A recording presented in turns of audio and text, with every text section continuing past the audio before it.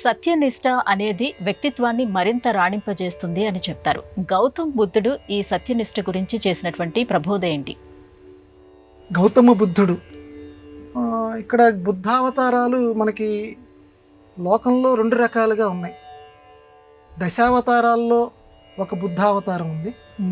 అట్లాగే లోకంలో గౌతమ బుద్ధుడిది ఒక ప్రచారంలో ఉన్నటువంటి ఇంకొక బుద్ధావతారం. ఇప్పుడు మనం లోకంలో ప్రచారంలో ఉన్నటువంటి బుద్ధుడి గురించి చెప్తున్నాను నేను. రాహులుడు అనేటువంటి ఒక కుమారుడు ఉన్నాడు. ఈయన చాలా సత్యం వద ధర్మం చెర ఉన్నటువంటి వాడు గౌతమ బుద్ధుడు. అందువల్ల కుమారుడికి సత్యం యొక్క గొప్పతనాన్ని ఒక చిన్న కథ ద్వారా చక్కగా ప్రబోధం చేశాడు. జాతక సంహిత అనే ఒక గ్రంథం ఉంది, అందులో మనకి ఇది కనపడుతుంది. ఏమని చెప్పాడంటే, ఒక ఏనుగుకి ఒక మావటివాడు బాగా శిక్షణ ఇస్తూ ఉండేవాడట.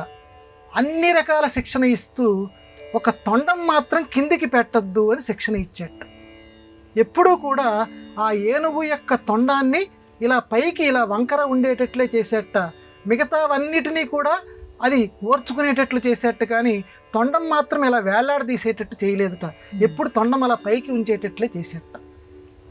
అంటే ఒక నిష్ట కింద దాన్ని అలవాటు చేయాలి. ఎందుకంటే యుద్ధ రంగంలో తొండం గనక అలా వేళ్లాడుతూ ఉంటే ఆ తొండంలో నుంచి ఏదైనా బాణాలు గనక దూసుకుపోతే, తొండం దానికి చాలా ప్రధానం కాబట్టి, ఏనుగు త్వరలో మరణిస్తుంది కాబట్టి తొండాన్ని ఇలా చుట్టుకొని ఉంటే ఆ తొండం లోపలికి బాణం వెళ్ళేటువంటి అవకాశం, శూలం వెళ్ళేటువంటి అవకాశం తక్కువ కాబట్టి చుట్టూ ఉండేటట్లు చేసేట్టు, కానీ వేళ్లాడవతీయకుండా ఆ మావటివాడు శిక్షణ ఇచ్చాడు.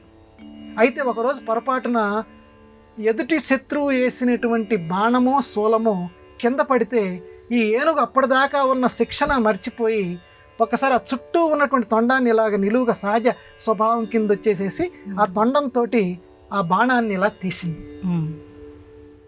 అప్పుడు మావటీయుడు గమనించాడు, చాలా త్వరగా దాన్ని యుద్ధరంగంలో నుంచి బయటికి తీసుకెళ్ళిపోయాడు. తీసుకెళ్ళి రాజుగారికి చెప్పాడు, రాజా రేపటి నుంచి దీన్ని యుద్ధరంగంలోకి తీసుకెళ్ళొద్దు. ఎందుకు? ఒక సత్యనిష్ట దానికి ఒక అలవాటు చేశాను, ఆ నిష్టని అది తప్పింది కాబట్టి ఆ వ్యవహారంలో అది పనికిరాదు, అది ప్రాణాలన్నది కోల్పోతుంది అని రాజుగారికి ఆ మావటీయుడు చెప్పేట. ఈ సంగతినే గౌతమ బుద్ధుడు తన కుమారుడు రాహులుడికి చెప్తూ, మావటీయుడు చెప్పినట్లుగా గనక ఒక సత్య మార్గంలో అది నడుచుకొని ఉంటే యుద్ధరంగంలో ఎన్ని బాణాలు వచ్చినా ఇది ఎదుర్కొనేది. జీవితంలో కూడా సత్యనిష్టగా ఒక మార్గం అలవాటు చేసుకున్నప్పుడు ఆ మార్గం నుంచి కనుక నువ్వు పక్కకు తొలగకుండా ఉంటే కష్టాలు అనేటువంటి బాణాలు ఎన్ని వచ్చినా సరే వాటిని నువ్వు లెక్క చేయకుండా ఉంటావు. కానీ మార్గంగా తప్పినటువంటి ఆ ఏనుగులాగా సత్యనిష్టను గనక నువ్వు తప్పితే ఆ బాణాలకి నువ్వు గురి కావాల్సి వస్తుంది. కాబట్టి నాయనా, ఎట్టి పరిస్థితుల్లోనూ నువ్వు సత్యనిష్టని వదులుకోకు. ఎవరైతే పెద్దలు మన సంప్రదాయంలో ఏదైతే చెప్పారో ఆ సత్యాన్ని నువ్వు పాటించు అని గౌతమ బుద్ధుడు రాహులుడికి చెప్పినట్లుగా మనకి జాతక సంహితలో ఈ కథ ప్రసిద్ధమై ఉంది.